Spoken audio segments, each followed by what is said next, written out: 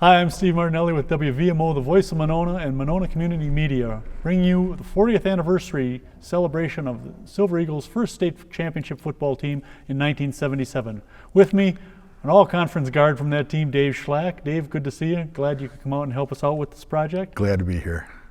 Let me ask you a few easy questions to start things off. All right. Going back, we'll get some Schlack background here. All right. Who was the first coach you had in Monona Pee Wee football? PJ Bruno and Dave Goff. Bruno and Goff. Yep. I remember those guys. What position were you playing back then? Wherever they told me to. So you weren't slotted in at offensive guard early No, on? no. I was actually running back, but I was way too slow. When you were growing up, who was your favorite player to watch? In the pros, Ray Nitschke. I'd have to choice. say Ray Nitschke. Good choice. Now, when you made it to varsity, you didn't start till your senior year, right? Right. That was typical of Right. MG teams. Ronda would start as seniors. Yep. So you had to work your way up. Yep. Few rare exception was Mike Stassi, I suppose. Yeah. Who was your position coach on varsity? George Harrell. Tell me a little bit about George. He was so stout on the fundamentals and doing things right, even though you were moving and it didn't feel right. He was right. I don't think that we realized how well coached we were and what a coaching staff Dick Rundle had put together at the position coaches and everything. And he would pit us against, when we were in JV, he'd pit us against the then seniors and go up against these monster guys. But I think they did that more or less to, build some confidence and some Build confidence for who? The guys that were beating you yeah, up? pretty much. We held our own. Yeah? Yeah. Well, you guys had a pretty talented bunch there. Yeah, it was a good team. Talking about George Harrell, no discussion of MG football is complete without talking about Dick Rundle. Oh. You got a good Dick Rundle story for us? Yeah, I think it was at Monroe, and we were kicking the crap out of him. It was like 50-0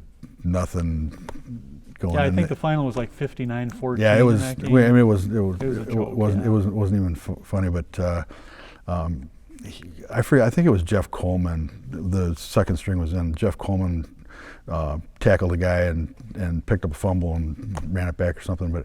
And Dick got in his face about running up the score and getting all just teed off on him. And what I was thinking to challenge Dick Rundle, but I was so passionate about it. So, look, you taught us to try our hardest, whatever we're doing, never give up, keep at it. And he came back after that and says, "Appreciate you. You were right. I shouldn't have done that. Thank you." That was kind of cool. Yeah, that is cool.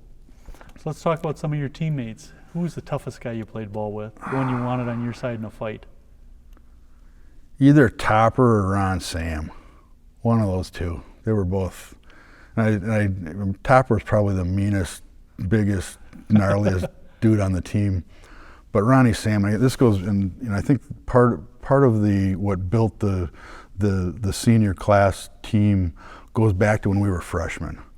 And we played together for all 4 years. It was pretty much the same group of guys, give or take a few, but we were freshmen. We were going down to Stoughton, and they had this freak of nature named Brian Ramsden. He was like 6'6", 280 pounds or something, just this monster guy, and we were all just freaked out. And I think it was the first or second play from scrimmage. He was the running back. He came rambling through the line, and Ronnie Sam hit him right smack dab. They both kind of went like this. And I don't think Ron knew where he was for about 10 minutes. But that set the stage for what we were doing. That's why I throw his name in there. Yeah. He was a pit bull. Any idea where Ronnie got that nickname Eno? Yeah, his brother, what was his older brother? Jim. Jim was in my class. Jim called him Eno, couldn't say Ron. Oh, that's funny. Goes back to the kid thing. So, which guy on the team that you played with, whose skills did you envy? Who did you want to be able to play like? Well, if I could run like Stassi, I think anybody want to do that. Or Schuchart being able to throw the ball like he did. Good choices. I mean, they're both all-state players. Yeah. Yeah. My broadcast partner, Bob Schmuck, tells a story of playing against Jefferson, I think it was. Yeah. And they used to put stickers on the helmets when a guy had a good game. And he said one game his senior year, he lined up against a guy who had no stickers. And he knew he was going to have a good game that night. Did you ever have that moment when you lined up against somebody and you looked at the guy and said, I got this guy? Most of them. I mean, it was just I like that. We were there's a fine line between cocky and confidence, and we were a pretty confident team all along. I think the only game that we really didn't think we would win was the championship game at Grafton. I mean, they were monsters, but we'd pretty much had our way with the Badger Conference. I think it goes back to, one of the things that Coach Rundle would do is, before the season started in the scrimmage, he would always tee up one of the AA teams, either East one year and Memorial another year, and we'd scrimmage with these guys. And we're not supposed to be keeping score, but we all were. Oh, sure. And it's like, these guys aren't any better than we are. They're just come from a bigger school. And I think that carried through through the whole team. Sure, makes sense. So 77 team was ranked #1 in the state for most of the season. Yeah. And you mentioned feeling pretty confident in most games when you went out there. At what point did you really start thinking about a state championship? In August. Really? Yeah. That was the goal from the start? Yeah, that was the goal. Well, it was the first year that they had state championships. Sure. And I think the team, we'd played together well, and we even played as sophomores.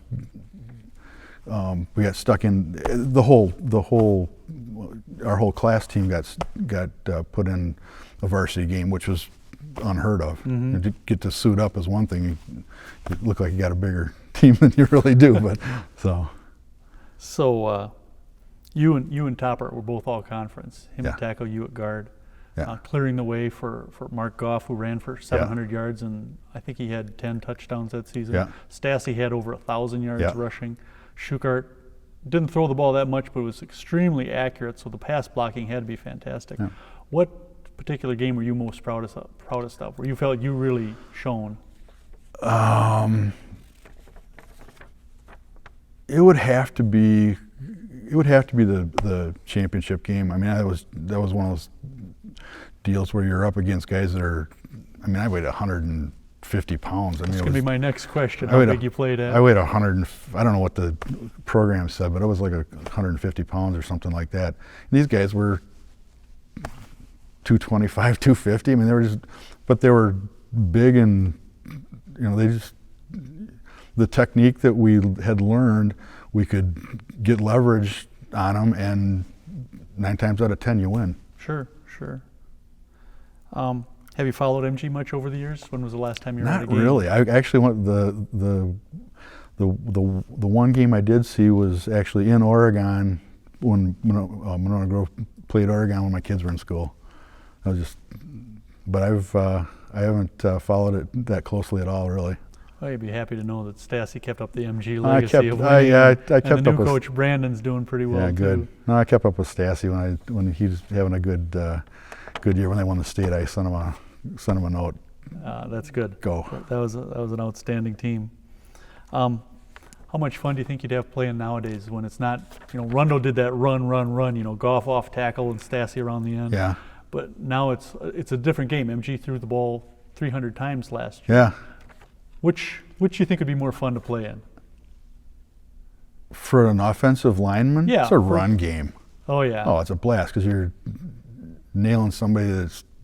I mean, it was a great vent for me because I was a mean, rotten shit when I was a kid, and it was a great outlet for me to nail somebody, smack somebody, and get away with it. That's pretty cool. Smack somebody when you're supposed to. Right. Getting praised for it. I get that. What guys have you stayed in touch with over the years? I've stayed in touch with Topper. He and I worked together, so it was easy to do that. Oh, sure. But other than that, not too many.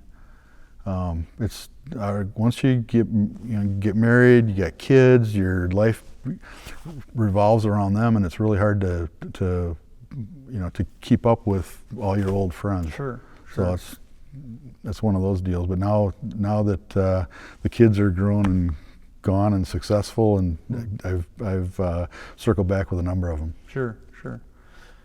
On that championship team, who is your best friend? I mean, who is your buddy?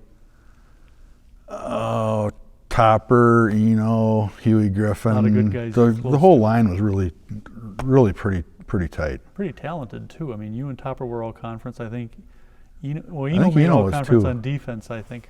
He might have been an honorable mention, and Huey Griffin, I think, was second team or Yeah. honorable mention. That was a talented Yeah, bunch. it was a pretty good crew. And Dan O'Shaughnessy was another one that was really good. One of those undersized, tough guys. Yeah. How'd you like to line up against some of the lineups today? I mean, MG a couple years ago had an offensive line that averaged about 240. I mean, the littlest guy was the center, and he was 225. It's a different game. Yeah, it definitely is. You wonder what they feed these kids. Yeah. Any final thoughts on what ran through your head when that clock was ticking down in the championship game? We did it. It's going to happen. I mean, it was just we're there. We did it. We pulled it off. So you went back home a minor celebrity. Yeah. And it's one of those things where it's like, well, what do you do for an encore when it's all over? That was probably one of the bigger, thoughts that as I reflect, the 6 to 12 months after that, it was just like almost a letdown to graduate and move on because it was just such an adrenaline rush for the whole fall.